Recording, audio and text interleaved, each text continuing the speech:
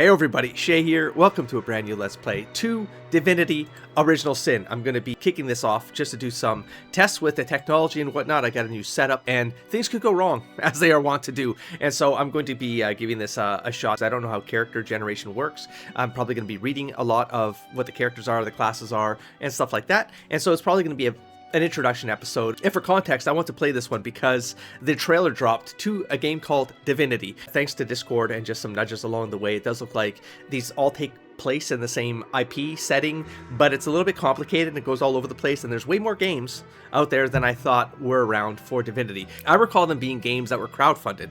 Now, I might have all this twisted up and someone can correct me in the comments below, but I always thought it was an indie game that just sort of slid onto the scene, but it turns out there's a bunch of other games in this IP. I'm not going to track all of them down, but I do want to play Divinity 1 and Divinity 2 and just kind of really immerse myself inside the lore, the characters, however they work. What I know from Divinity from friends who have played it with co-op is that the co-op is actually pretty interesting, pretty neat. I think it was Divinity 2 that they played. I recall there being stuff with the mechanics. Maybe it's not really an innovation that probably happened in a prior games, but that synergies could pop off on environmental effects, etc., and I felt a little bit of that in the few hours I played of Baldur's Gate 3. I played it 5 times for those same few hours up until the Druid's Grove. I'll get back to that game, but I figured if I played Divinity 1 and 2, I'd feel like I'd have a technological development and a small studio development continuity or chronology that I sort of get to build upon, which is something I love to do as well. I love to see how companies or studios kind of become who they become, especially because of how massive the Baldur's Gate 3 drop was. But without further ado, enough of the intro. I'm going to be launching up the game and hopefully all the technology stuff is working well. I hope that the first episode is enjoyable for you as I jump into the journey of delving into the world of Divinity. I will be doing a lot of lore reading and stuff like that. We'll see what it means to production, but if I have thoughts about the lore along the way, of course I will express them because that's part of what I enjoy doing Let's Plays for. It'll be a shorter episode, hopefully, unless there's a character generation going on. And I'll see you in 2 hours. I will share some thoughts about my initial impression of the IP at the end of this episode, so that at least if you're only around here to see what I think about the initial impression part of the game, then you'll get that at the end of this episode. But I do hope that you come along for the ride for the entire Let's Play of Divinity. It feels like forever since I've done a Let's Play. I've been meaning to get into something meaty again. I'm going to take you through the settings in case you all see something that I should be changing along the way. And you can let me know after this episode, and hopefully I'll apply it. I should have everything at max because of the new graphic card and whatnot. I got a new rig with an RTX 5070, way better than the one I had. I forget what it was, but it was from 2018 Alienware machine. The Aurora, I forget which one, 8, I forget which one. Anyways, this one is a little bit more beefier. But it is one drive, and I'm doing everything on my main drive, C drive. Does anyone know if that's going to cause me problems? I'm basically doing OBS on the C drive. I'm playing the game on the C drive. And so OBS is the video capturing software. So all the camera, the mic, all of it is getting fed into and stored on the C drive while I'm playing the game. Does anyone know if that's going to be a problem? I'm hoping it's not. I'll leave all of these on. All right. And then we have, did I change anything? I don't think I did. Anyways, and then we have audio. Hopefully this is good and the audio is fine on your end. If it's not, then I can fix it by hopefully next episode. I'll try to get this out the door as soon as possible. All right. So cancel. And I'll learn the controls as I go. Let's go to back and start a new game. Let's see what this is all about. We have ourselves, single player. We are going to relax. We're not going to go into some crazy mode. With classic mode as a standard one, normal. The classic Divinity experience, you'll need your wits about you both in and out of combat, and we got explorer mode. If you prefer story and exploration over being challenged in combat, this is the difficulty for you. I will be honest with all of you right now, especially because I'm kind of swinging back into doing gaming content for the channel. I have been very much in a story minded mode for a very long time. And I've been considering whether or not that's a direction I take, where I really focus on lore delving while playing a game as opposed to getting into difficulty loops. And here's why, because I can play Dark Souls for that. That's kind of how I see it, you know what I'm saying? Whereas there's certain games like RPGs and story-driven games, I'll be honest, what do people think out there? How do you, when you just want a story of a game, do you just go into story mode and screw it? And then you go and up the difficulty and you return to the games and play for the difficulty? I'm not sure, but it's been something I've been thinking about. I think I saw a video, I forgot what channel it was, but it was a video that talked about this kind of thing, and I was like, those are solid points. I started really thinking about doing that for my own story-driven Let's Play content, especially because I can really take the time to just hang out and talk about the lore with folks, as opposed to hacking together an episode based on the challenge part of it. Does that make sense? Am I making sense to anybody? We're going to jump into classic mode. Can I change this as I go? I don't think... It'll be fine. It'll be fine. What I'm saying is I really want to get invested inside the lore. It's a new world, you know what I mean? And I want to put my head space into that part of the experience. We got character creation. Welcome to character creation screen. I mean, this seems pretty straightforward, right? I guess I'll just show me the tutorial tips. It feels like they have that World of Warcrafty kind of weight to them. Does anyone else think that? Like, it feels like the art style of it. All right, we have Scarlet. We can change our name. Is there like a... Oh, I played both of them. Oh, interesting. I mean, I'm just going to leave their names, right? These are like their standard names, or does this get randomized as we go? Does this do anything? It does not. All right, and then we can choose our class. So I'm just going to click through all of them real quick. Just it's more options than I thought, to be honest. All right, well, let's take a look. We got fighter. How do I... Oh my god. Okay, here's the crunch mode, where a part of me goes, do I just cut around me, working my way through? Like, do I work through this with the audience, or do I just figure this out and bring it back after I make my choice? I mean, these are pretty straightforward, but I do have to look at, like, these things kind of matter, right? Or I just go, like, with my gut. What do I want? And just go for it and let it figure itself out, like mage and warrior. And we're just gonna go. You know, I don't know. There's so many more classes. Oh, what if there's like a really cool one? Okay, we got just really high level. See, I don't know what any of this means right now, so it's very hard for me to contextualize what it is I'm trying to build, you know, from a synergy perspective, etc., etc. I don't know. I think in D&D terms, if I had two characters, I mean, maybe a knight or a fighter for him, and then a range rogue or mage for her, or something like that. I don't know. Or do I like say I'm already kind of deviating, like Wayfarer? Like, what the heck does this mean? A survivalist and a practitioner of magic. The Wayfarer is hard to hit and even harder to evade. It's like a different kind of ranger. This one's pretty straightforward. A witch, bone chilling powers. I'm assuming this does more like that necromancy stuff. Oath of Desecration. I don't know what that means. I'm gonna have to make some guesses here. We got some summoning. I wouldn't mind like this feels like a necromancer right here. Vampiric touch, right? That feels fun. That's always like a default feeling for me is a okay, so if I go necromancer, I guess like a knight and necromancer, that makes a weird combo from an RP perspective. It could be kind of fun. Ooh, like cleric and a necromancer. How do they get along? I don't know. Hey, what is there like dialogue? Is it dynamic based on the classes you pick? They're going to have different things to say to each other or interact differently with objects that could compromise. Like in my head is like the alignment. Not that there's alignments on this, but you know, if you're playing someone who does death magic and whatnot, is that going to have an impact on someone who's like a cleric? Yeah, but the cleric could also be like a cleric of a death god or something like that. Like, I guess it depends on what you take, I suppose, right? But it does say divine light though. Regen, melee power stance. These could all be fun. You know what? I don't have the context to make a really smart, like informed decision right now. So I think I want to go with my gut. This feels like an invoker. Also vampiric touch on the inquisitor though, huh? And the knight is more like obviously like a frontline shield tank, right? But even this is like encourage. I feel like when you go and buff other units, they should be melee units, you know. So you get like a rogue or something like that, and it gets buffed. Like that could make sense. Got to cure wounds in there though. That could be very important. I like the idea of summoning, just because I can have more things on the field to play around with, or I can keep it simple and I go rogue fighter, and everything's melee, and then I regret it later. Like that kind of thing. We could talk about it in the comments, you know. I don't know, it's only two options at the end of the day. Are there NPCs in this game? I don't know, right? There's all these things I don't know. So it's going to be like, I don't know, what do I feel like playing? Walk in Shadows, Fast Track, Precision. I mean, it sounds straightforward, right? This is interesting. What the heck? Shadow Blade. We got Thunder Jump in here. Jump from one target to another, hitting a maximum of 2 targets, stunning them, and dealing 8 air... What? What? Walk in Shadows and Vampiric Touch. So I see a lot of repetition on some of the abilities. So it does look like maybe there's like the classes aren't stuck on what they have, or are they? I don't know. Skill preview, some overlap, but Vampiric Touch. So you got to summon Spider in there as well. I'm feeling tempted on the Necromancer, but then I'm not even designing the characters for crying out loud. I just need to go with thematic. I should have just stuck to a thematic mode and just push forward. All right, I'm going to think this through for the next 5 minutes and then bring you back. Okay, I'm getting an idea. I played a character in Dragon Age Inquisition called Somley Kane, which the whole focus with the character is a necromancer, pyromancer kind of idea. And what if like one of these was fire? Because I'm seeing oil here and I'm like, oh, and then you can like flare the oil and burn it and you synergy right off the bat right here.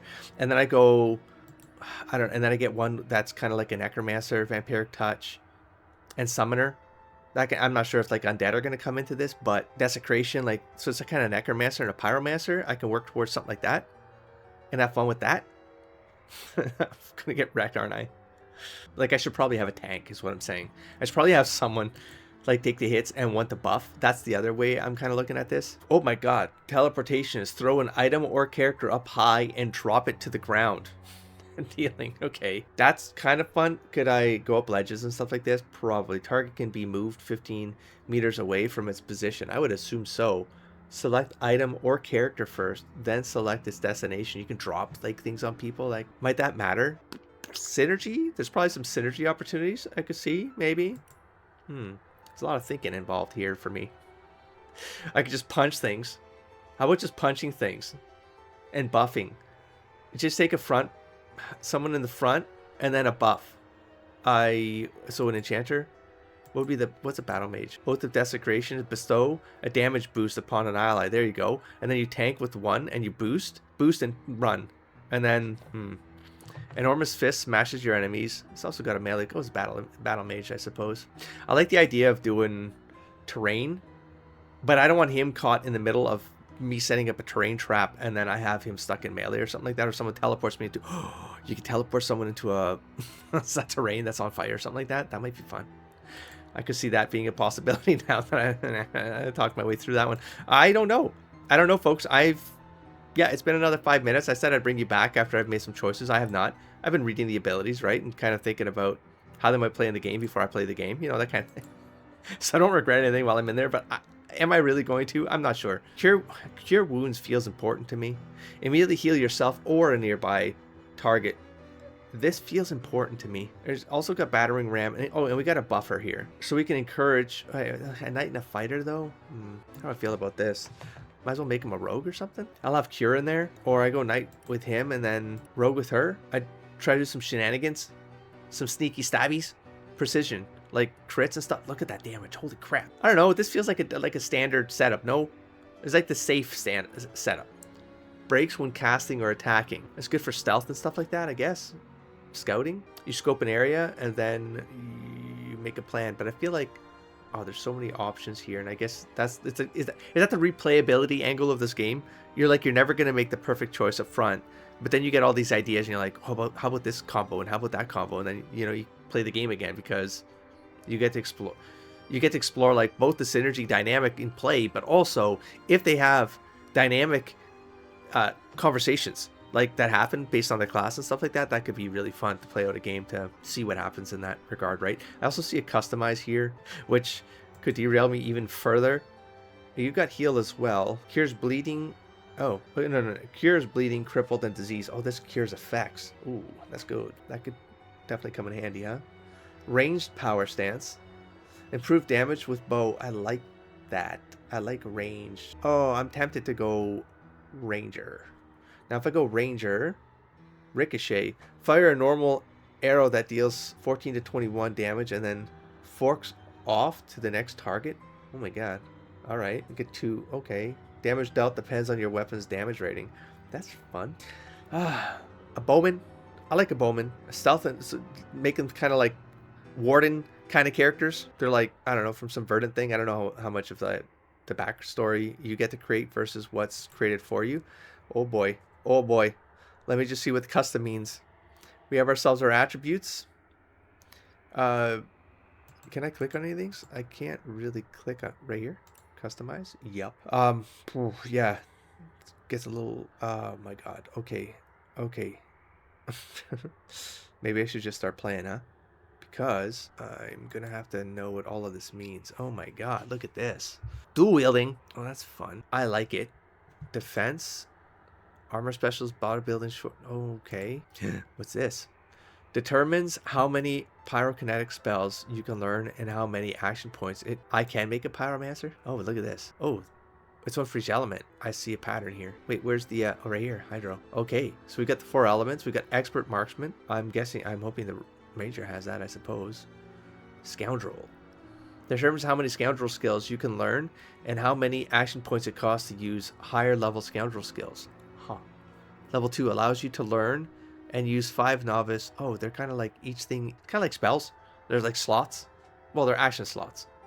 All right, in my head now, I just gotta have to. Okay, no problem. I got it. So personality.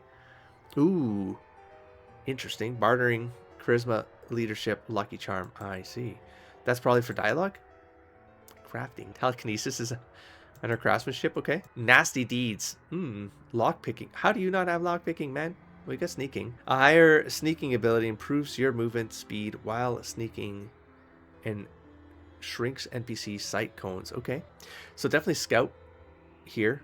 I guess I'm not going to mess around with pickpocketing. I usually don't in games, even if I have the skill. It's something I don't tend to do. I kind of want to put things on fire, man. And then we have talents. Oh my god. Yeah, I don't want to read through all of these. Pet pal. Oh, enables you to talk to animals. Okay, so like, well, that's fun. I don't want to read any of these as he starts to read these. Oh my god. Oh my god. Oh, zombie. What's this? Lets you heal from poison, but causes damage from regular healing. Wait, what? I become a zombie? Zombie lets you heal from poison, but causes damage from regular healing. I don't know what I'm looking at. This is starting to... You're right. I do not have to go through this right now. Ooh, I got it right up here, though. The job was supposed to be simple. Break into the vault, take the gold. The rogue hadn't bothered to ask whose vault and whose gold it was. Such questions were irrelevant. Cold, thick steel, and shining precious gold had no human element after all. One could be coaxed into yielding, and the other could be delivered to whomever had ordered the job in exchange for a small fee, or on particularly ill-fated occasions, the rogue's life. The job was unfortunately the latter. The vault's internal mechanism clicked, small, high and low-pitched sounds satisfying to the practiced ear. A few more manipulations and success. The rogue pulled open the great, heavy door just enough to slip inside noiselessly, filling a satchel with gold. The thief had no time to react to the heavy hands that seized both busy shoulders. It looks like this is a backstory that you are going to inherit when you play this class. You automatically pull in the backstory. Well done, it said, turning the rogue to face the voice's owner. But anyone so adept with a lockpick should be working for the realm, not against it. You managed to catch me, the rogue replied. I'm the Grand Master of the Source Hunters, he laughed. I can catch anyone. Interesting. Oh, you do have customization options in here. Okay, well, I guess I will see you in 2 hours after all. Oh, lordy. Yeah, looks like. Huh, and my gear? I wonder what, 13. Bad luck. Why are you wearing 13? I don't understand. Oh, that's just your profile. Why not just use the model's head instead of making it have to match, right? What's this? AI personality, no AI. What's this mean? Oh, like, so if I'm not in control of them, they do their own thing? Okay, there are definitely more options. Okay, well, let's take a look. Oh, boy. Well, I don't know, folks. I really don't need to be going through this, to be honest. Well, I'm going to go with red because of my favorite colors, red, black, and white. So let's mess around with that. Wait, I can actually choose underwear? Oh, okay. Well, let's see what other kind of... Well, the red underwear, I think, is what we're going to go with. Perfect. Red underwear for you. And I see 3 diamonds here. I'm not sure what that means. I don't think I can go to another page. I cannot. This is weird. Like, why it doesn't just take your face right here, right? Because then the hair color is all weird. It's not right. It's not right, I said. Anyways, I guess I'm going to leave all of this the way it is because I don't know. Gorilla increases attack damage while sneaking. Why? Yeah, I mean, yes.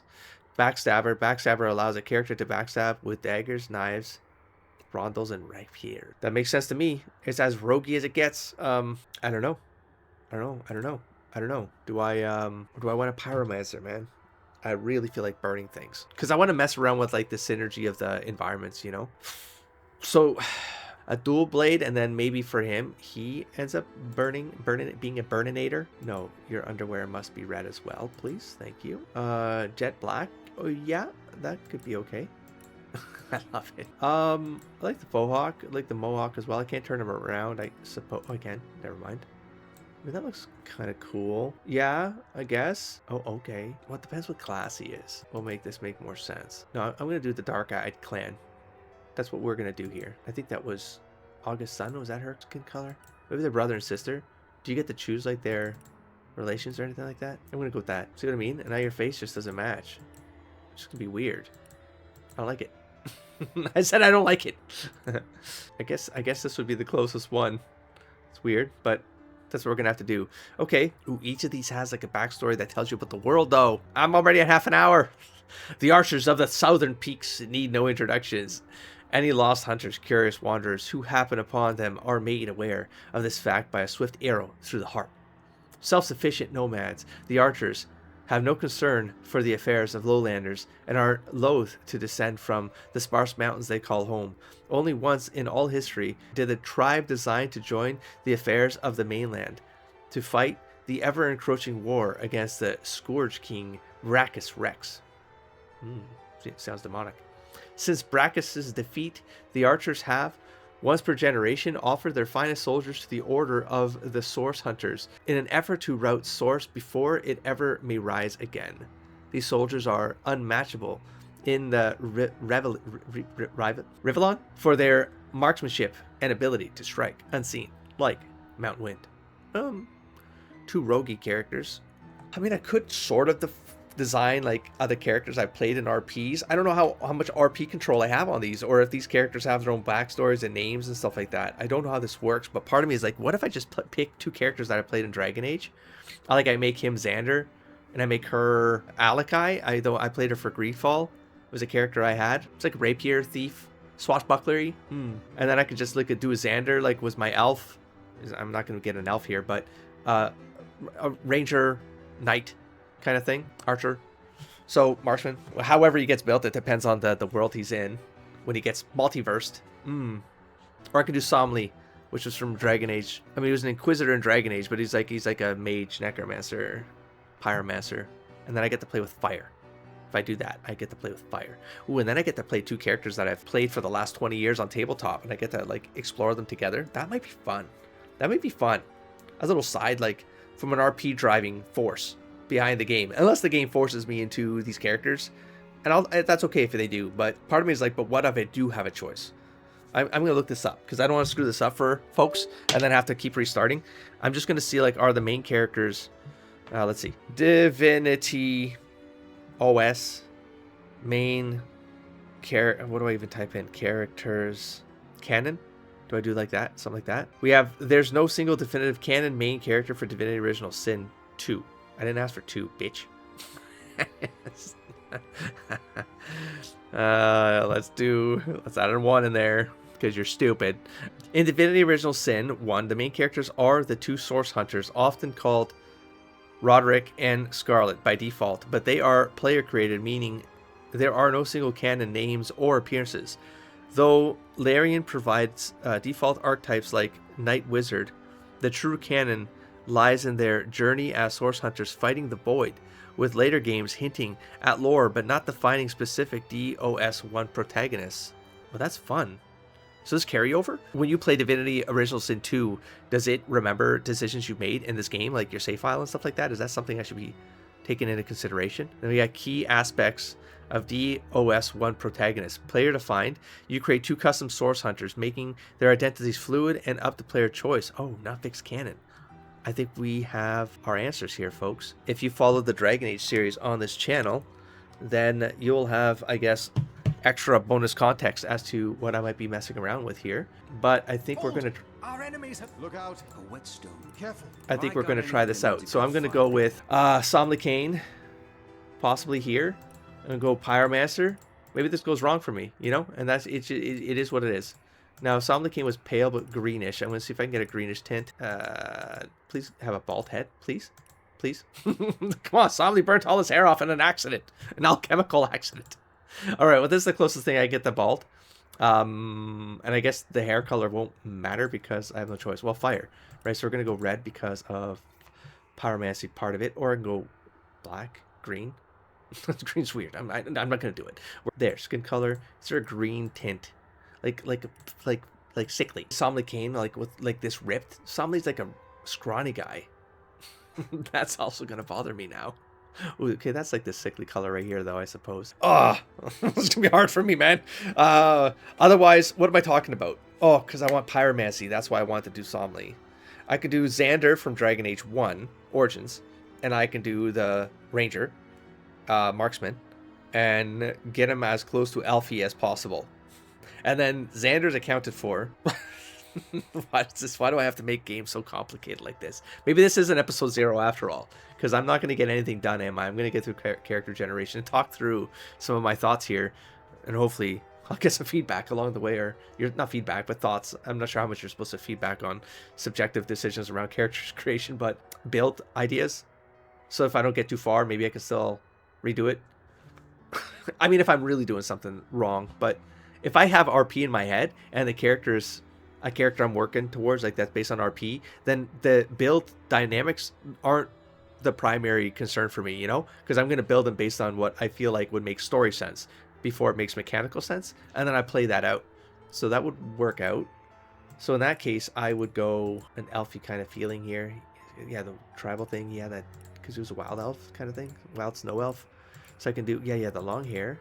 And then if I do white, that look kind of yellow. This one, yeah, there you go. So I can get a Xander off. He's a little bit brawny, but hey, it'll work. It'll work. Something like that. Have I got anything? Careful now, that's a trap. There must be. Have I? I see. There's only 3 options, so Quite useful for a war-weary blade. There must be a way to spring this trap safe. yeah. Okay, warrior for Xander, for voice, and I think I'm done here. I mean, if I'm going to go with this, let's take a quick look at this, I suppose. Is there anything I should be changing here? Speed, perception, all of this already feels right. Well, as a ranger, right? How wrong can it be? He wasn't very strong. He wasn't weak either. Constitution was decent. I feel like this is fine. Oh, maybe I could look at one of these and change, like, you didn't really have first aid? If I click on this, what happens? And nothing. So I can't actually change these? Anyone know what's up? I can't. Okay, like this? Nope. Like this? Nope. Oh, they're in here. Right? No. Yes? No. We have arrow recovery. That's okay. Bully. Bully boosts non-magical attacks. Huh. By 50% against opponents with slow. Ooh, like takes. Yeah, he had like trick shots and stuff like that. So bully's actually kind of fun. Avoid opportunists. I'm going to have to read these as I go. I'm going to get overwhelmed here. So let's not do that. And then abilities. A bow, of course. That makes sense. Skills. Yeah. This one's easy. I mean, at the end of the day. These blacksmithing, no. I don't know if that's going to be a bitch later on. It says to repair, use a repair hammer and click on the item you want to repair. RP wise, he would never do this. So this is what I mean about, probably not a good idea game wise, but the RP doesn't make sense and I don't see him doing these things. Lore master, to identify, use an identifying glass on the item you want to identify. A lore master, like knowledge on things. I mean, nature stuff, sure, maybe stuff like that. He was a scout. It would make sense. He'd know things about things. I guess it makes sense. Why does this one like show up as a skill though? With telekinesis, you can move items from a distance. It legit is like, it's like a wild talent. Well, I'm not going to do that. We have 2 points now though. See what I mean? Like he would have sneaking, for example, because he'd be scouty. He'd be a scouty kind of character. Is that 2 sneakers? That's okay. If that's what happens, that's okay. I might roll with it, right? It's not wrong. I'm sure it'd be fine. Can I do, if there's like a archery through stealth, like you get a benefit off of like being in stealth, because it does say on stealthing, it's like after you attack, right? So higher sneaking ability improves your movement speed, but it's something like you get, it's like you have to have the ability to do the, it's an ability. For the rogue. Well, it's okay. We'll deal with it in a sec. Weapons. Got bow, crossbow, dual, like, yes, I guess a melee weapon wouldn't be a bad idea. Even dual wielding, I'm not sure. He did have dual wielding though. I always made him If I could, it was a dual wielder with a bow, right? Because Ranger, back in 2nd edition Dungeons and Dragons. So I could do that as well for him. It might be wasteful right now. Let's see defense. Armor specialist, bodybuilding, shield specialist, willpower. Willpower improves your saving throws against feared, mute, charmed. Willpower, he definitely had decent willpower. He's hard to break, is his kind of his persona.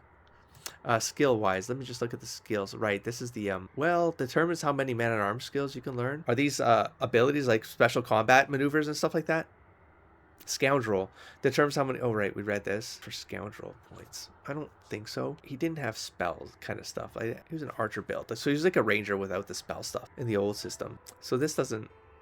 There's not really that many options, huh? At the end of the day, oh, he definitely didn't have charisma. That's what compromised me in Dragon Age Origins.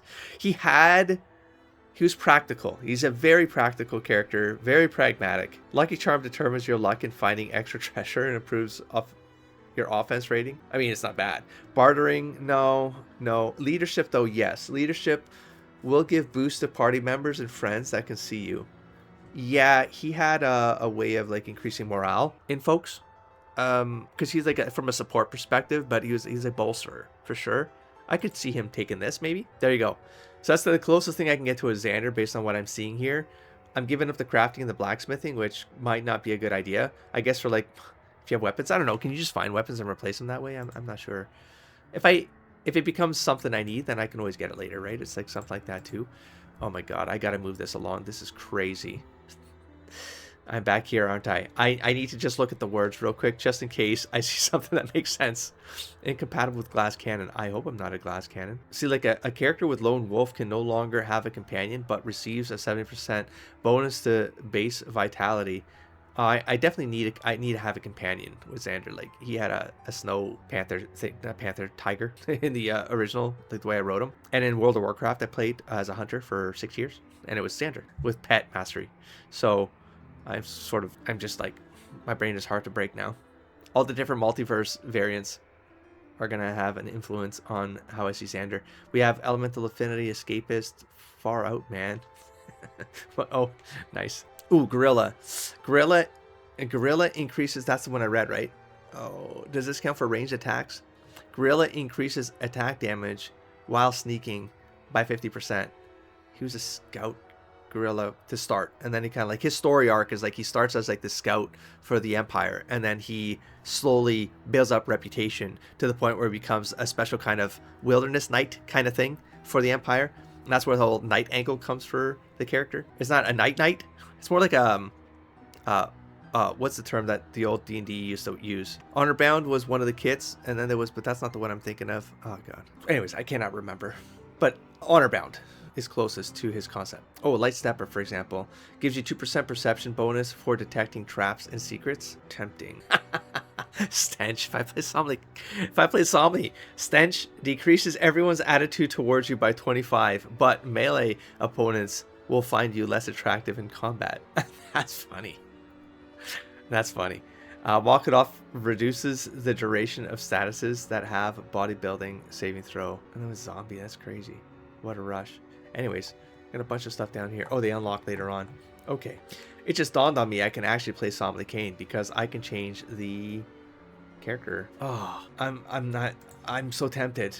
So if I say accept here, and then I go customize, it's like I don't have to take a female. I can take a male, and I can actually play Somni Kane. Oh my God. I can play the two main characters. Well, two of the longest characters I've ever played in tabletop were these two characters.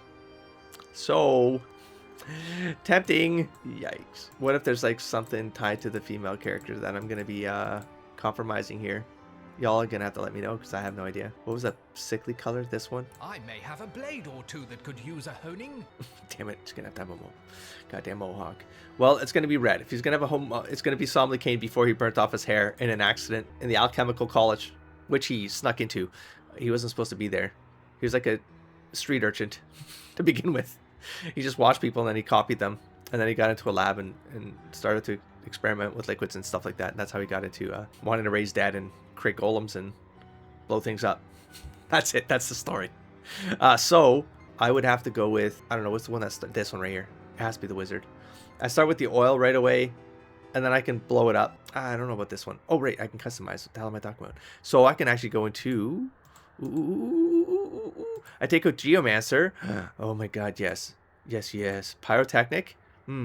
Which, okay, so now determines how many witchcraft spells you can learn and how many action points. I mean, that feels like what I should be getting, right? Maybe? Yes, I think so. Bam. Unless there's something like willpower. So it was higher than average. So I guess that makes sense. Okay, that's fine. Unless there's something else I really want. Like charisma. No. No, that was RP wise, that was his absolute lowest stat. That's not going to happen. We're not going to do it. Now, crafting, absolutely, right? Crafting determines what you can craft and the quality of your crafted items. The more invested it is, the faster you can craft. I mean, I feel like I have to do it. Telekinesis feels like one of those things I should probably mess around with. He had Mage Hand, but they didn't really throw things around, I guess, but it might make me blow things up better. I don't know. There's got to be an option. Throwing barrels around and stuff like that into fire pits. I don't know. Or people or the enemies into the oil fire pits. That might be fun. But crafting right now feels like the right thing to do. I lose sneaking here, so he's going to be a target. Well, if Xander plays his role right, he won't be. That's what I'm thinking. I don't know, man. I'm just going to go RP, see what happens. What do y'all think with this build? We're going to go something like this. Talent. We got Far Out Man. I feel like that's just safe for the mage. Know-it-all. Know-it-all decreases everyone's attitude towards you by 20, but gives you 1 extra point in intelligence. I guess? Does intelligence give you more spells? Intelligence improves elemental. Elemental and witchcraft spells. So I'm going to say yes. I'm going to keep the know-it-all. Unless there's something else. I mean, that makes sense. Ooh. Elemental affinity lowers the action point cost of spells by 1 when standing in a surface of the same. That's fun. So could I center like, yeah, but wouldn't I take damage for that? If I stand in like a fire pit and then cast fire magic, it'd be better. But I take damage, probably, right? I mean, it doesn't make sense to me if that's not true, but it could be. Maybe that's what makes you the affinity. It doesn't bother you anymore. You're like a Ganassi. Planescape, Elemental, Thingamajig, Half Race. You know what I'm saying? Okay, Bully, Backstabber. I am reading everything. I said I wasn't going to do this. And you know what? We're at 48 minutes. We can get through this. Scientist, for example. Scientist gives you... Oh, yeah, no. Gives you a bonus point in blacksmithing and 1 in crafting. No, I guess. My Precious. With My Precious, every time you hit or get hit, your gear has a 50% chance of not losing durability. Oh, that's how that works in the game, huh? A character with Lone Wolf can no longer have... Okay, no, a companion. He had golems and stuff like that. He had an actual golem spider that he built. It was a tiny little spider. But it was like a familiar. I forget what handbook was part of. But you could use it as a familiar. So instead of having a normal familiar, I had a little golem spider. Akito, I think was his name. I still remember. That was like a long time ago. It's 20 years ago, man. Leech. Leech does what again? Heals you. Oh my god. Leech heals you when standing in blood. I mean, I feel like I have to work towards this possibly. Maybe I don't need it right away, but I have to aim for that. I'm pretty sure I do. And then this one is right. Okay, well, this feels like the build for me. There you go. So that's what I'm thinking, folks, unless you all tell me this is a completely terrible idea and I should not do it. Now, can I not change these at all? I feel like this is the only thing I feel like I don't see where I could do this. So I don't think these mean extra pages anymore. That's just a design thing. And it's not under talents. And so I think you just start with this. It's just your default. It doesn't look very somely because he's supposed to be all scarred up and burnt and stuff like that. But here we are. You don't have the required abilities for the skills or talents you selected. I don't. Oh, these things. Oh, right. I see. So that's a Geomancer piece, huh? Well, I didn't want this anyways, but that's what I mean. Is like, I don't want them though. How do I not? Oh, it's weird. It's my screen. It's a hover thing. I couldn't get it here. Okay. I almost did a poo-poo. Well, I can always burn up other surfaces that have this, but this was kind of the convenient. Akito, the spider. I can get my spider back. So at least I have that RP. Makes sense. The boulder piece is gone. Oh, I can click on that even though I'm hovering over the other screen. Oh, wait, I have all... Oh. There's so many options. So it really is, you can build whatever you want. You can build whatever you want. That's what we're learning here. All right, well... Okay. So now we have Burn My Eyes, Target gains a temporary perception bonus. Blinding. Oh, yeah, that's not a bad idea. Because you don't become a target. Something that could be helpful. Burning touch. You set fire to nearby enemies. I mean, this makes sense, man. Oh my god. And it's intelligence. Yeah, of course it's in there. Okay, so that costs more. A 4 for that? For blinding? Oh, yeah, I mean, you're effectively taking them out of the fight, I suppose, right? Lightning. No, air. Wind, lightning. I might go into that if it makes sense, but vampiric touch right now makes sense too.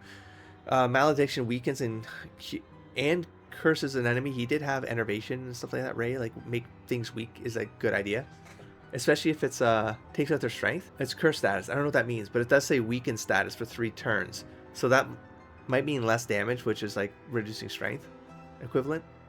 Oath of Desecration. Bestow a damage boost. Oh, okay. No, RP wise, I don't see that happening. He definitely had vampiric touch. This is dangerous though, but if someone gets close to me, at least I have an opportunity, you know? Damages them 4, but you steal their life. This feels, I feel like I need vampiric touch, man. And then we got special. What's special all about? Staff of Magus. What's this all about? Launch a magic missile from your staff that deals. That's magic missile, right? It's a standard like mage range option, right? Oh, there's a lot of damage too, man. Oh, already equipped. Okay then. He was anti the winter god of the world that I created him for. He was part of, he worshipped the fire god, the phoenix, because he was on a planet that was eternal winter. So that's why it's like that. Winter is evil. Cold is evil. So none of this is going to make sense. A teleportation feels like something that would be fun though, you know? But we'll have to see how that plays out. Boulder, oh, summon spider is geomancer. I guess it kind of makes sense. It does, you know, here's the thing. It could make sense because he was a golem maker as well. Or golem. Golem? I always say golem. Like earth golems and stuff like that, right? Homunculi, mess around with mud. Not that that really matters. But I'm just saying I like to try to maybe make a connection here somehow. This one, not so much. He had one spell that was like, I was flaming boulders from the sky. It was meteor. What was it? Meteor shower? What was it called in D&D? High level spell? I got him pretty high, so there's something like that. So boulders could make sense. Grease. He had grease though. I did have grease because that was the whole thing. Is like because I would cast grease so that people couldn't get to me because I was a mage. I was a mage with an 18 constitution, sure, but I was still a mage. So maybe I still oh man, a geomancer it. I would lose witchcraft. This does what again? Allows you to learn and use novice. Yeah. Allows you to learn. I mean, we can try it. We stick to this. Did I just screw something up with this? I kind of needed spider now. It's RP wise. I do. I need the spider. It's for RP reasons. We're going to move on. I need to check this character now. They're both pale bastards. Pale, sickly bastards. He's pale because he's a snow elf. He's pale because he's cursed and not cursed, but like disease looking bastard. And we're almost at the 1 hour mark. I'll cut this into something reasonable for all of you, okay? Pure ivory. Well, that's what Xander needs to be. Rich oak. I guess Honeyglow is it's not really green, but it at least gives him a bit of a fire kind of angle. Says I can't make him bald and I can't make him ugly. I'm kind of out of choices here, man. This just changes your hair, your beard style, I guess. Let's check the hair again. Maybe I didn't go through it all. Like right here. What the hell is this now? Oh my god. No. It's just a bandana. Just like assume it's a Rocky bandana. That's all. I have no choice. I have no choice. All right, Somley. Well, it's a different multiverse, Somley. So maybe he didn't have the accidents at the Academia. All right. Well, wait. Why? Oh, that's right. Because I didn't think I could change his abilities. So I'm going to. How did I do that again? How did I do this again? Customize, and then we're going to go like Ricochet. Let's just see if there's another option here. It's not a bad idea. But is there anything else? You know. We got first aid. Do I need this right off the bat? I don't really need it right off the bat. I'm saying this now, but like he had heal, but like what's it called? Like he could treat a wound on the field, but he wasn't a healer, you know what I'm saying? So maybe I go with RP here and I just let me think this through. Oh, for example, like lacerate. This makes a lot more sense, right? He had all the trick shots and stuff like that. Oh, this blade stuff. Okay, archery. We got to focus on archery has first aid? Okay. Interesting. Why is it under archery? Because it's a ranger skill? Like they just treat, like you're out there, you're in the field, you're like a field medic mixed in with archery? Is I guess. Like there's encourage, for example. Encourage allies around you.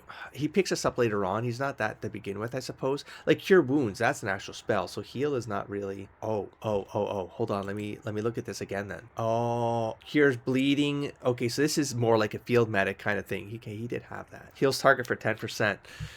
So it treats injuries, whereas this one cures hit points. I don't know. I see. Oh, I did have this kind of stuff in a couple builds. Like if you had to go into melee, he was definitely more roguey, like trick shotty kind of. Oh, but then Walking Shadows is so tempting because of the scout angle. I feel like I need to take Walking Shadows, but I can't. Okay, hold on. Because ranged power stance, I'm going to keep improved damage with bow and crossbow at cost of precision, and then ricochet. This is the one. Let's take a look at what we can get instead of ricochet. Let's remove it. And like treat poison is tempting, I suppose. Already equipped. He's got a staff of Magus equipped. Okay. Even though okay. No, I'm not gonna ask any questions right now. No elementals, I guess. Let me think this through. Ooh, because of a snow elf, like oh, that's kind of an interesting little combo now that I think of it. Like Somley with Xander. That's interesting. And that they were part of the original world that I created them for, was for this Frozen Amaranth world, that setting I created. That was that frozen planet. Interesting. I hadn't even considered that until I just played it out. Okay. I'm liking it more. So back to lacerate or precise incision to weaken. So opportunistic requires dagger. I see. Requires dagger. I'll just have to get a dagger. Fast track becomes hastened for a short while. Also tempting. All right, so the trick shot, I guess it does make it makes sense. It makes sense. It's still a trick shot, and we get stealth because of the scout angle, and then we develop it from there. I hope you get more skills. I'm hoping that's true. But let me take another look at, I guess, weapons. So you're telling me, so you basically have to get like a single-handed weapon, then get a dagger to start or something like that? I'm not sure, but I don't have a dagger now. All right, well, that's the small change I've done here. Let me relook at the stats are okay. Strength, dexterity, speed. Yeah, that makes sense. Oh, so that was true. Hold on. What are you telling me I need for this right here, though? I'm not seeing the requirement. There's nothing in red. How do I know what you need right now? Cancel. What the hell? I don't know what you're... Oh, is there something in talents or something like that? Why is it not telling me? The other ones say required. Oh. So there's literally something called scoundrel in here, I would imagine. Right here. Hey, but you know what? It might be worth it. It might be worth looking into this. So we have leadership. He does get this later on. Maybe not at the beginning. So it would be something like this. This does make sense. For the first half of his career, he's not a leader. He becomes that. He inspires later in his career. So maybe this makes sense. Lore Master allows you to examine enemies and identify... Yeah, he's a scout. I have to keep that. And then we have the sneaking. Now, I do lose the female character, and if that's going to bother some folks, I mean, what difference does it make if they're just characters? I mean, it's if they're interacting and there's like some dynamic and play that I might be missing out on. That would have been nicer to see with female and male. Then I could always switch it to the Greedfall character I played. There's other ones, but I don't get to play with fire. Or I pick one of these characters. Oh, but they're both from the same world, from the tabletop setting from like 25 years ago. 20 to 25 years ago. And then I play them both in World of Warcraft, of course. So man, it's tempting to play these two characters, but I lose the female. What do y'all think? I'm over the hour mark, so I need to make a decision. Even if I have to like reverse course on this thing, then I'll do it. But right now, for those of you who have followed the Dragon Age series, I'm going to be playing the character from Dragon Age Origins and the character from Dragon Age Inquisition. And there's always a Dragon Age 2 character. That's an option. He'd be the rogue character. Oh, and he'd have the charisma. So I'd have a charisma option on the table from Dragon Age 2 if we want to go in that way, in that direction. If there's like heavy charisma stuff, these two characters are not it. These two characters are not going to deal well with people. They were never the speakers of the crowd. Things will go wrong if Somley takes point as a talker, and then for Xander, he's just so practical and pragmatic that it can be offensive. That's why his charisma was never amazing, is because the way I played him is always like just what needs to get done, and he doesn't cut corners on intentionally, but it's more like what's the most optimal direction we can like go in here so that we just get this thing done, like solved in the best way possible. Like he was tactics first in terms of strategic alliances and stuff like that. Like neither of these are deal makers at all, and that's okay. I'll play it that way. But if I play Dusk from Dragon Age 2, then we have a potential heavy charisma character on the field. Heavy motivation on the field. And it's a very mobile rogue, but a very opportunistic rogue, which might play really well with the Xander angle. From an RP wise, it might be a good like interaction opportunity between the two characters, because they would be at odds with the way they handle things. I don't know. There's always Divinity Original Sin 2, right? And I can make characters there. And so whatever character I don't make here from the Dragon Age series I played on the channel, then I will play on Divinity Original Sin 2. Do you make more than one character in Divinity Original Sin 2? I don't know what I just read there. I think I only read one character. I'm not sure because it's multiplayer. I'm not sure. But maybe if you give me a heads up in the comments there, then I can make a decision or retract if I have to. But right now, I'm going to go with this. And what I want to read, though, is the Wizards right up here while I'm at it, because I read the Rogue one and the Ranger one. But let's just see what his backstory would be before we continue. The wizard's eyes snapped up from the heavy tome. Outside the small hut, the unmistakable sound of struggle erupted, and an orcish roar sent shivers down the wizard's spine. But now was not the time for fear. By the light of the moons, the orc's hulking silhouette was aboil upon the outline of the peaceful woods. He had pinned someone beneath one great knee, and the victim cried out in futile anguish. The wizard whistled, turning its great head. The orc had only just noticed the distant figure before its great green mass erupted into a shower of ash. The would-be victim rose, dusting the orc from his hair, and held out a hand. The signet ring of the Order of the Source Hunters glinted upon his finger. "Friend," he said, "I was sent to find the great wizard of these woods. But it seems you found me first." That's fun. That's fun. I like that they provide you with the origin story kickoff of how they end up in the story. So are you sure you are done? I am. I've explained it to the people. The sorcerers of Riverlong cured the sick and healed the wounded through a great power called Source. But a terrible darkness invaded the land, and Source was forever tainted. The sorcerers who once healed now only destroy, and madness has overtaken them. Nope. A few brave source hunters are all that stand between Riverlon and the dark power that threatens to destroy it. Wherever source appears, the Blight hunters follow. Wardens. Listen, it's my go-to right now. It might make it easy for me to wrap my head around stuff in the world, to be honest. See how it differs, and you know how patterns exist in storytelling, right? Rise that kind of thing. And shine, Master Source Hunters. The captain wants you up on deck. Hear them calls? Means we're close to shore. I don't ever you go in there, Master Source Hunters. City's full of undead, hungry enough for blood. But you're supposed to investigate that murder, ain't you? Dead. They say it's Source that did the Take him over. counselor in.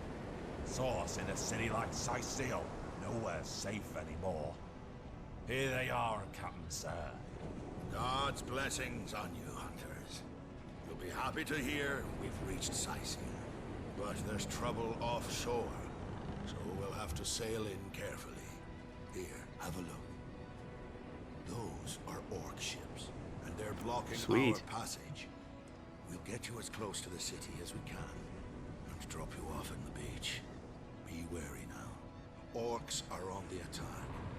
Undead have closed every route out, and there's a sorcerer on the loose. If we're to get justice for the counselor, you'll have to keep your wits about you.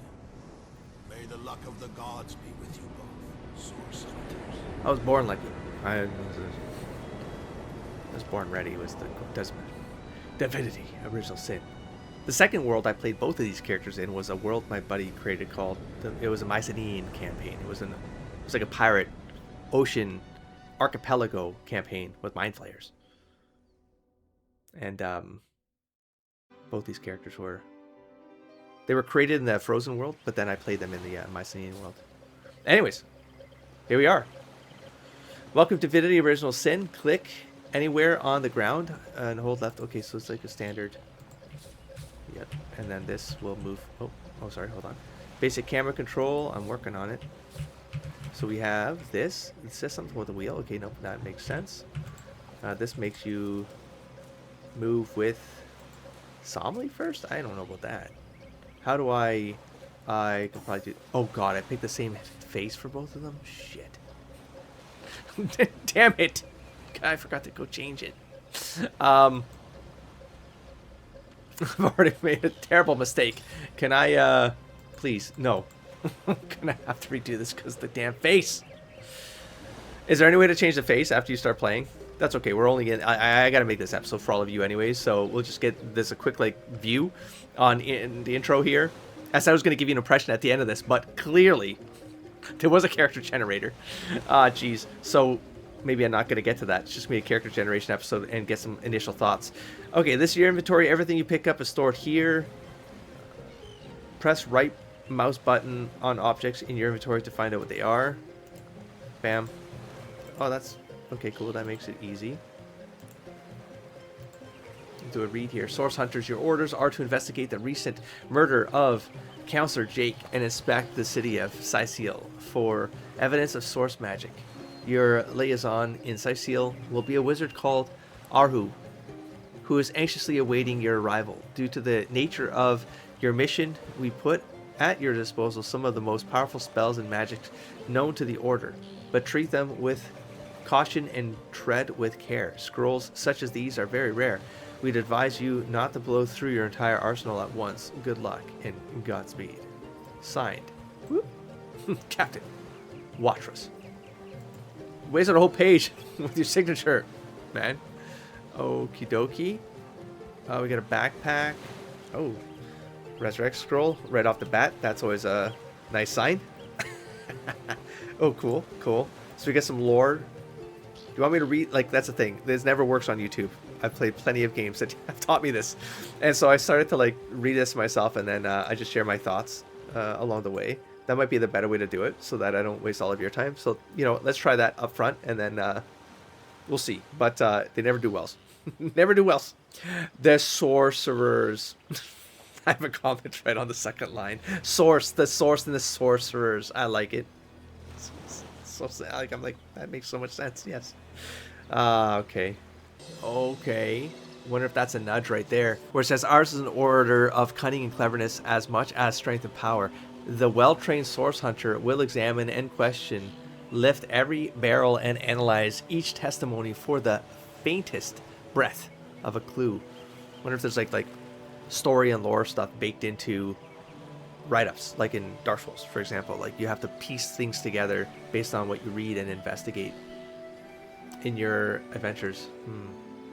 Nothing is insurmountable. If some knot puzzles you, mark its location upon your map and return to it when you've learned a better method of untangling it. Okay. There are no limits to Source Hunter's resolve. No riddle is unknowable. No foe unbeatable. No mystery unsolvable. Also, where did I read the 7? Every time I see the number 7, especially in a game like this now, because I feel like right here, Council of 7, I think of the 7 Deadly Sins, might be a model for something here, because they already have the 4 elements. The trailer for Divinity, the new one, right? There was the gluttony, right? The way they were eating. There was lust going on. There was wrath, I guess. The Wicker Man, right? Anyways, there was evidence that they were kind of playing on the vices of humanity, that it was going in that direction. That's the vibe I got. What was that trailer? 3 or 4 minutes. But I was like, oh, this could be fun. I could really enjoy a game series about that taps into these ideas, because I'm a big fan. Now, I do have a problem with my character face. I can look that up after. I might just look it up online, that kind of thing, because I want to know if I could just fix this and move on. Man, the graphics are really nice. Is this something to do? This feels like hold on, one thought at a time. Is it because of the remastered edition? They upped all of this graphic fidelity? I know I got a better graphic card now and stuff like that. That's an ultra, but I mean, this game is already kind of old, right? And it looks good. And then the second thought I had is this feels very much like Baldur's Gate 3. The feeling I had when I moved the camera around, I could get the here and then. What the fuck? That's awesome. And then you get the fog of war, but you know where to aim for. That was fun. Oh my god. Okay. So there's a hook right here you can just barely see. Just enough visuals to pull you along. But the Baldur's Gate, of course, I think the characters were larger. That's the only thing. But otherwise, this has the vibe This has the vibe. It's just crazy how old... This game's like 10 years old now, wasn't it? Like 2015 or... Oh my god, hold on. And then I needed to do a... That's my problem now, because like I'm... Jesus. Murphy. They both look the same now. So they both have the same thing here, I guess. Is that true? Resurrect Scroll. They both have the orders and the brief. Let me just double check here. Council of 7, yes. Except I have these two things here. Golden Grail. Once an alchemist's simple bronze chalice, this grail was in just the right place at the right time when its owner mastered the art of transmuting base metals. He charmed the grail with the power to transform basic clothing and armors from simple cloth and steel to lavish gold. Oh, that's kind of smart. And he never ran out of cash. Again, so can I just drop things into here and then it just converts them into money? So it's like a store on site. That'd be such a crazy quality of life piece. That's like that's mind blowing right there. Opportunity. It's such a good idea. I hope that's true. Can I do anything? Can I oh, what the hell does that mean? Combine with. All right. Wait, I thought I was with. I'm Somley right now. Okay, so I'm Somley, and Somley has some trunks. Why? Your grandmother always did advise you to buy underpants that breathe. After all, what? But I'm wearing underwear. Where do I put the underwear? I don't understand. I got a robe. The hell's this? Wrong. Carefully embroidered sprawls across. What? Careful embroidery sprawls across this richly made garment. A loving hand has paid close attention to every stitch. Was it my grandma? The source hunter sarong. Well, that's, I guess, the thing I'm wearing. And there's a belt. Can I put? Oh, I put it on my belt slot. Wait, bro, are you wearing your underwear on the outside? Is that what you just did? I don't know. It does a. I don't understand what this means though. It says AP cost for equip. What does that mean? Like, why is there an equip option thing here? Are there like points like right here? It's like a weight thing? Amount of gold.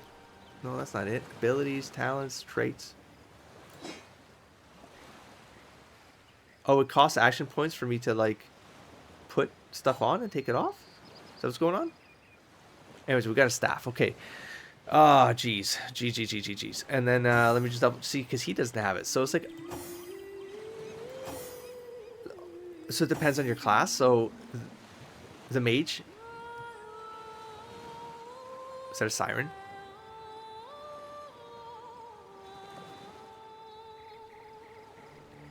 I don't trust it.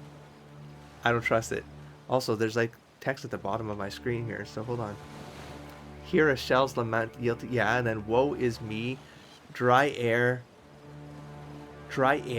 my sorry lot.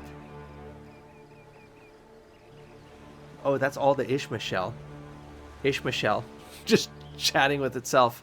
All right, don't distract yourself. Oh, that's not okay. Anyways, what do you mean? That's the easiest thing for me to do. Then we have fire arrows. I wonder if these are random. A resurrect and fireball. Okay.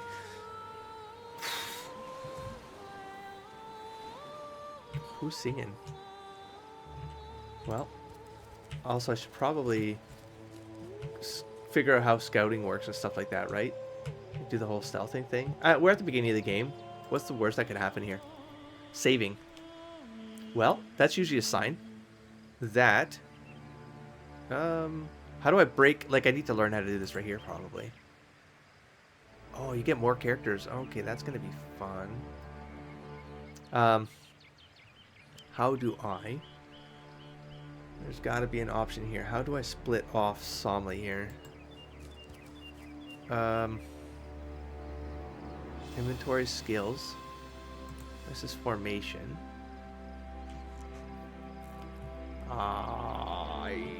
Because if I want to stealth, I can't be stealthing with dudes following me. Yeah, that doesn't make any sense. Right here. Toggle sneak. Oh my god, what the hell? What? Wait, I don't understand what... Oh, okay, just like hiding behind a rock, just because it's a fake rock. Oh, well, it's not a box, I suppose. A cardboard box. Draw sheath weapon. End combat turn. Okay, so I know that it'll pause, I suppose, when the combat starts. So it's action. It's what's it called? Action based. It's not real time, thank God. Because If I didn't know there were orc ships raiding to the west, I'd mistake this for a placid beach. At least the orcs make a bit of noise when That's they attack. fun. It's dark-dealing sorcerers that'll strike with neither warning nor mercy. How's the audio for all of you, man? Because I feel like the audio might be a little bit off. We have voice here. Stop it, you here, or I'll box your ear! Yeah, I saw you, didn't I? yeah. Let's up. We'll have none of that. How's you that? hear?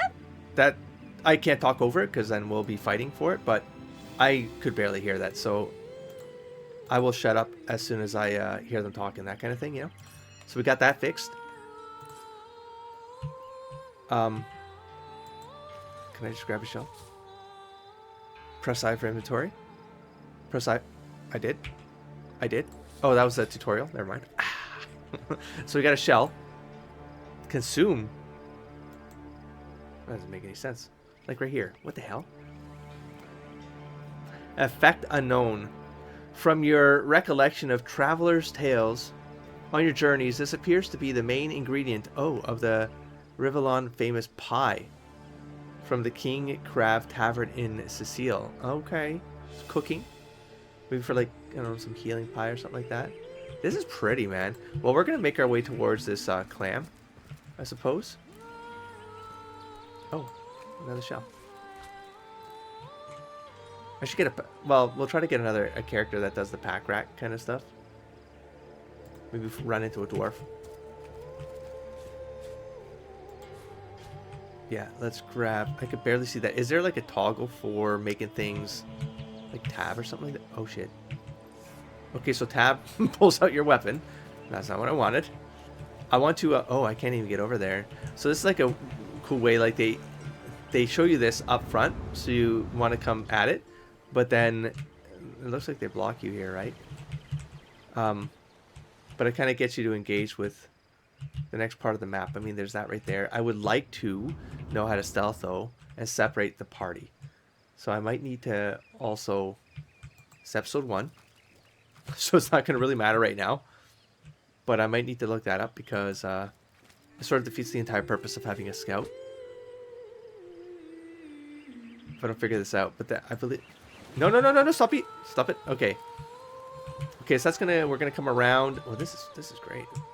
Oh, you're gonna let me just come in here and see, huh? This feels like a loop around here. Alright, well, it's the beginning of the game, so what could go wrong? I guess. Now, should I be walking around with my weapon out because it's going to cost me action points to pull the weapon out and I'm going to lose a turn in the battle? Because I don't want that to happen right now. But does it slow you down? I could probably check for myself, but I also don't want to like what if when your weapons are out, it triggers that you're like an antagonistic, you know? I don't want to do that either. Until I feel like we might be jumped. Then of course I will want to just be cautious right up front. I'm going to make it Xander that grabs everything. We have a frost grenade. Okay. Is there a button that does auto looting? Use a shift click or something? I'm afraid to click things and not break anything, but whatever. We're at the beginning of the game. I might have to redo this to fix these damn portraits anyways. Is that a corpse? What's it doing here alone? What, did you expect it to have an entourage? I like that they talk to each other. You found a magic scroll. I see. With it, you can cast spells you haven't learned yet. Well, we have ourselves a traveler's journal. We can interact with the object. Yes.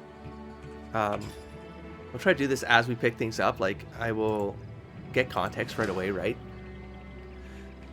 Junar 21. Rejoice for the status. What? Rejoice for the statues have granted my wish. Their whimsical nature, however, must not be taken lightly. So before I soar through the sky like an eagle, I shall attempt a mere hop from, oh my god, from the cliffs down at the beach. This should be a small feat for the man that can fly. If this experiment is successful, the sun shall be my next target. Well, Icarus, you flew too close to the sun. Did you have a fly spell? Rain scroll? No. I don't know what made you think. Oh, it was a statue. The statue said, was it like a wish statue? And it said, I want to fly. I have granted you the ability to fly. And then he jumps off the cliff and dies. That would be depressing. But stop it. Stop it. What's this? You have an exclamation mark. What do I do? Oh, do I talk? Can you believe this? Fun. The man jumped off a cliff at the Fun. behest of some statues of all things. Oh, this is going to be fun to play the two characters. I've never got this opportunity before to play two characters I've had in my head for so long.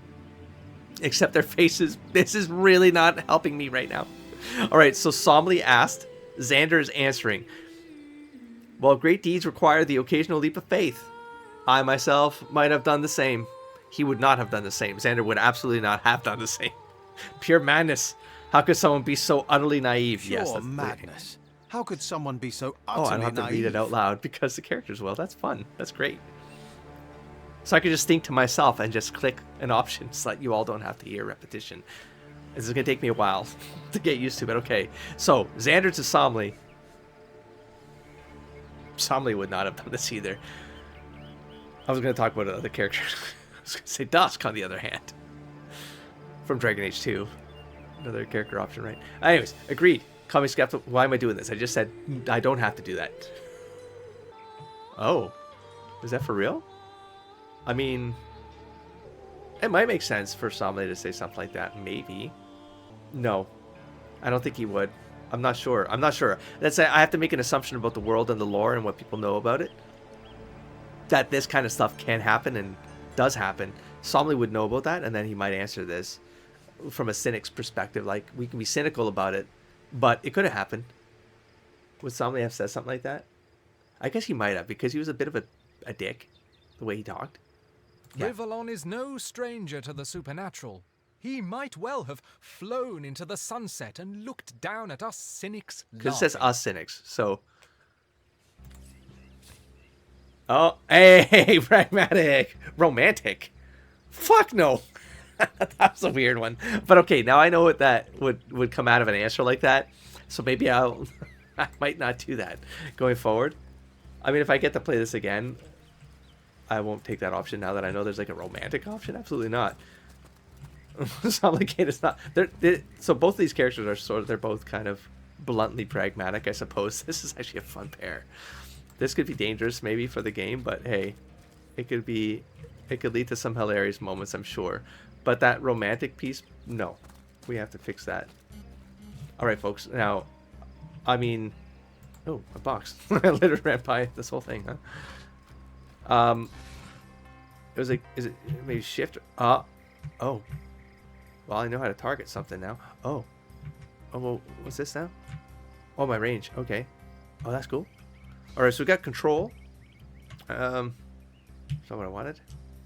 I want to see if this thing will light up if I hit these other buttons. No, huh? You have to search for them manually. That's okay. As a first impression, I do sort of maybe want to get to a combat, because at least I get to give you my thoughts on that. In case I have to redo this, and of course if I redo this, we'll you won't have to see me play this over again, except for that comment that happened over there. Maybe we'll do that. Now wait a minute, because wait. So I have to get over there. Okay, this is the only way I could have gone. Okay, perfect. I should probably, you know what? Yeah, that's definitely water on the ground. So I could see things. Oh. But see, this is where I wish I could split the characters off, right? But for example, I don't want to be by that water because... Oh man, this is going to frustrate the hell out of me for a second. Okay, because if I do flame on here... I mean, it says it's an enemy, so I don't know how I know it's an enemy, but it says mysterious leader. Level 20? But like, maybe I shouldn't be attacking a level 20, you know what I'm saying? Maybe it's like I'm supposed to be talking to them.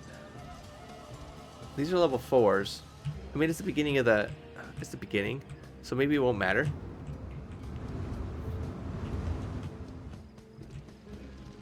I don't know. Why wouldn't it let me just target the leader, though, right away? It does have that flare around the name, which tells me that we're not supposed to be fighting them. I have a sneak... I have a... Frig, man. I don't know what to do here. Like, I could trigger it with the spider, maybe, just to see what happens. But otherwise, I would just go straight in with, like, assume they're bad and Midnight Oil it. And then flame on. I mean, flame on is like probably hits a torch here. And I'll flame on. But what if I'm not supposed to attack them? But then does the game do that? I mean, we're with the beginning. I might have to redo this anyways. So I'm going to play this as if I'm just going to play this like to take advantage of this now. Oh my god, what just happened? Oh my god, that scared the crap out of me. Because I felt like a tremble or something like that. Like if I do this right here, will that get the torch? Like I want to experiment with stuff like that now, you know? If I do this, let's see what happens. Oh, so that didn't even, oh, it didn't take advantage of that torch. I could use all those AP. Okay, here's the other thing. Where are my APs? Is it this? Is vitality? That's my health. How do I know what my spell... Like AP. This has a cost, but I don't see a cost meter anywhere. Did it run out? Oh, it's timed. Okay. Well, I don't know. Maybe y'all can let me know, but I can't. Let's see what happens if I put a spider in there. To this queen. Bam. Source hunters. Okay, then we go. Find us? Take the stone to the temple. There it is. Okay. These Plot whelps will be easy to plot crush. trigger. As you say. And then you're gonna bounce. Be like a later fight. Maybe. Yeah. Oh. Spider, go get him. Go get him. Arise, fair dead. Oh, I see. Seize upon Oh, our yeah. Okay. enemies. It's plot based. The undead thing that they mentioned. Well, the spider's got the corridor now. Oh, that's good. That's good. Spot right there. Just keep this round based and we're gonna be good. So you bounce. Oh, this is cool. Oh, this is Baldur's Gate 3 setup. They just leveraged. Oh, I liked it. I like the way that this worked. So I'm really enjoying that. I just feel like it's crazy. This game already looks so good for its age. Like it. That's crazy. And they just did a D&D version of Divinity's game engine, I suppose. All right, so like here's the thing. Why wouldn't I just use? Let's see. We got a ricochet now, or I can do a power stance now as well. Do I lose a round here and not get my shot off? I guess I got to try it now to find out, right? If I do this now, Power starts. do I lose my round? I do not. Okay, so then I can just go pop. Flickers. Damn it. All right, and then for you, wait. Oh, I'm still going. Never mind. Wait, what? Oh, for moving. I guess I'll move to here. I don't know if it matters, but... And your turn by pressing the space. I'm good. Okay, now let's go... I'm gonna get that spider stuck in my flame trap, I suppose, but... Wow, that's not good, huh? Can I try attack again? I can. Oh, there's the AP cost, but again, I don't know... Is it the number here? It's not the number. Those... You don't have enough action points to perform the action. Where would I see that? I'm still a little bit... Yeah, let's do a 2 AP. It'll just tell me 4 AP, but how do I know what the max is? It's just 4 right here. Well, folks, I don't know. But we're going to end the turn. Okay, Somley's turn. And I'm going to go and set this up here, please. Blinkers. Hopefully I don't nail the spider in this. This would have been a good opportunity. Can I do both? No way. Oh, this would have been the scenario. Wait, I can? Oh, shit. Oh, bango, bango! Good fun. Run, bitch! And let's go. I immediately get vulgar whenever I play games with combat in it, and then it just happens. Anyways, I got the water here just in case I catch on fire. I guess you run to the water, or if they run to the water, they'll probably put out the fire. Like that kind of thing. I can see that happening. Meet your demise. What? He won? Anyways, this is stuff like where I'm going to keep this in now because, you know, I want to give the impression on it after. But I might cut around fights later on. Like that kind of thing. I don't know. Y'all let me know. I know some of you would like to keep it in, but I could see it kind of, what's it called? Slowing things down from a viewer perspective. And so I'm happy with said something about escaping burnt to with a death. stone. Stolen from this dungeon, I imagine. Can we get inside? Well, that was simple enough, right? We could talk to each other. Those thieves were more than petty criminals. Their leader gave life to the king. Akito! What stone could they have been so keen on taking? Xander would have answered with a 1, possibly. He's because he's objective oriented. He's objective driven.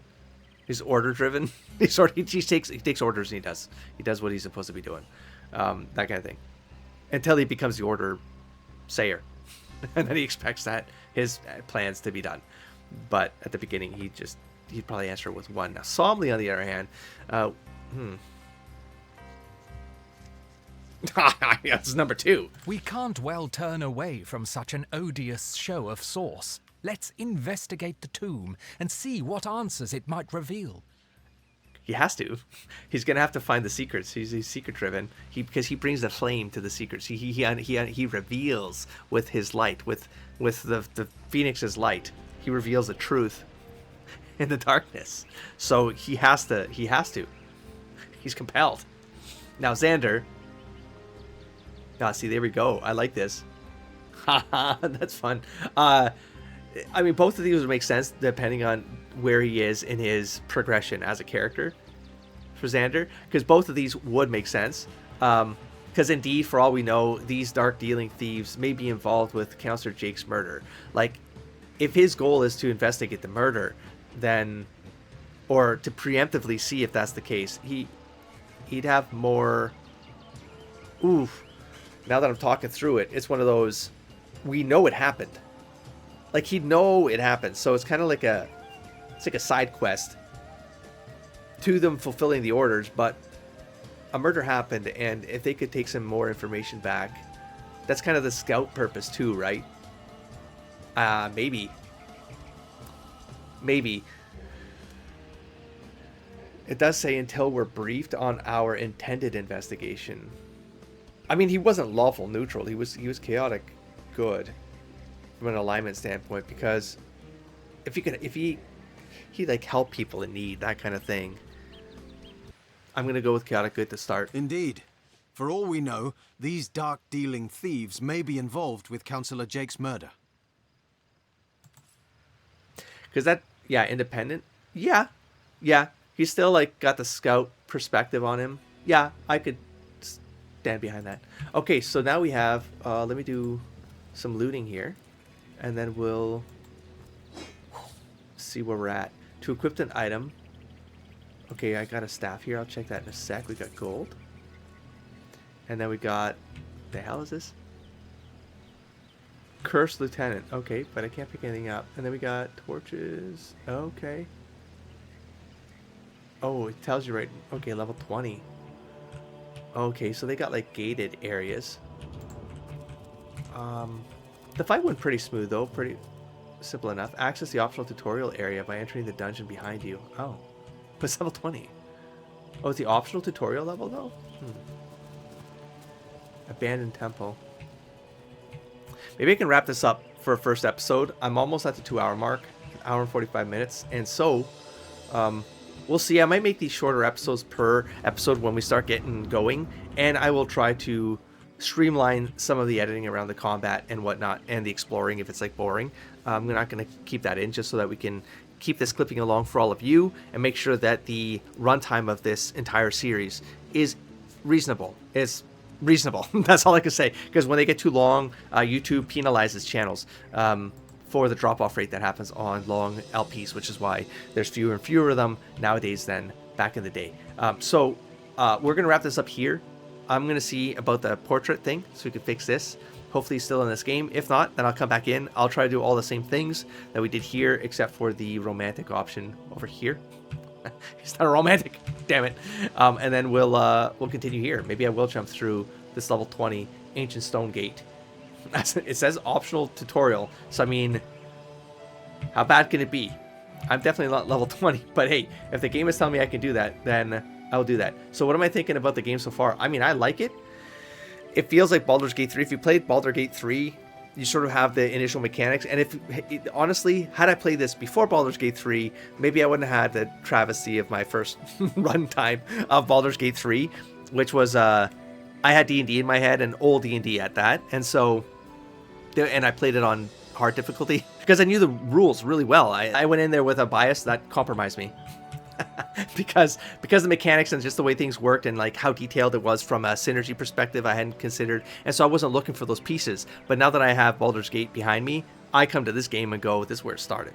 This is where that's how I understood things. And so now it's like, okay, I see water on the ground. Immediately my brain is starting to go into synergy opportunities, right?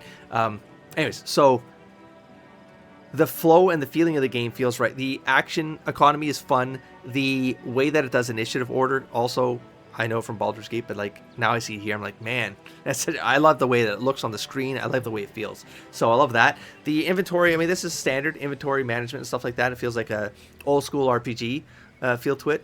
So I can't say anything bad about that. I mean, this is all clean. It's just clean. There's a lot of information, but it feels light, if that makes sense. Like, whereas Dungeons and Dragons always feels extremely bloated. I know Pathfinder games are likely even more bloated, because like that's the one I spent the most time gaming in the last 20 years was Pathfinder. And that got crazy, because that just had stuff built onto stuff, right? And so I do have, I'd love to get into those CRPGs one day too, but man, I know how rough a Pathfinder can get. So this feels like a clean, lean version of still feeling like that RPG feel. And then I love that the characters talk. I don't know if the original game they were voiced, or if that came in this enhanced edition, where, yeah, I don't have to read things out. That's just that's production heaven, because like I can just like cut around my thinking, like while I'm reading the dialogue text, and just explain the RP angle to all of you, because I'm going to be playing this with a very heavy RP bend to it, and then I just let the characters kind of talk through it, and it's fun for me to hear my characters from 20 years ago kind of interacting as if like they're RP, like you know what I mean? It's like that you're in the RP, but it's like they're both your characters, but the game drives forward their development based on the dialogue options that you choose along the way, and I think that's going to be so much fun to explore, especially because these characters have such a history with me. So anyways, I like what the game shows. I like what it is. Like I said, the combat is easy, but I think that comes from the Baldur's Gate 3 bias now. Bias is the wrong word right now that I'm using, I'm pretty sure. But you know what I'm saying? It's like the informed. I was informed by certain gameplay styles that I hadn't played in a long time, since Dragon Age Origins. On the channel was 2016 for me. And then before that was probably 2007 for me. It was like Icewind Dale's, right? Baldur's Gate 1 and 2 were late 90s. Icewind Dale, early 2000s. Neverwinter Night, 2003, 2004, if that makes sense. And then I went to MMOs. And so I was clunky when I came back to Baldur's Gate 3, Dragon Age Origins, and then from Dragon Age Origins to Baldur's Gate 3, it was like I had to readapt myself into this kind of isometric gameplay style, turn-based combat, and I just felt like this was a very clean implementation, and it's so smooth. And it could be the new system I have right now. It's just everything is so smooth. Oh my god. This feels like something I shouldn't be going into. I mean, it goes into here. Or maybe that's just the roof. Oh my god. Oh shit. I mean, anyways, was it the statue that told him to jump off? Oh my god, hold on. Is this where the body was? No, the body was right here. Hold on. Before... Jumped off this edge right here, though. Okay, anyways, we're already seeing things we shouldn't be seeing. How am I able to see this far? Do I have like a crow familiar or some shit? Like, how am I seeing all this? Anyways, so we do eventually have to make our way through this acid pool here and then get to this portal. Maybe this ends the map or the board. It's just weird that they would do it like this, but okay. Anyways, so that's going to be a wrap for this episode. Right now, it's sitting at about a 2-hour mark. That's usually my happy place for an episode, but I do find recently with, again, it's unfortunate I have to think about YouTube along the way, but I do want to get back into RPGs specifically on the channel. And so I have to find a way to do them so that I don't get penalized for the way that, long play episodes work when there's no real audience discovery along the way. An episode that gets 3-4 episodes in, it gets decimated in the in distribution and the reach of finding new people who might be interested in this game. And by the time there's episode 10 on the table, people might not want to jump into a series because it's already, they're already late or something like that. So it's a weird kind of dynamic. So if you like this episode, of course, give it a like, comment down below. It does help the algorithm sort of kickstart, especially in the first 2 to 3 days. And then we'll go from there. I'm going to keep going anyways, but I might have to make the episodes shorter just so that there's more of an incentive for people to jump onto something that's easy to consume because they're shorter episodes, right? Let's say 45 minutes to an hour, something like that would be the target back like in the old days. And then they'll just be more regular. That's kind of the trade-off, right? I'm not going to do like 1 or 2 a week. It'll be like I'm going to try to do 5 a week if possible, but I have to decrease the length of the episode.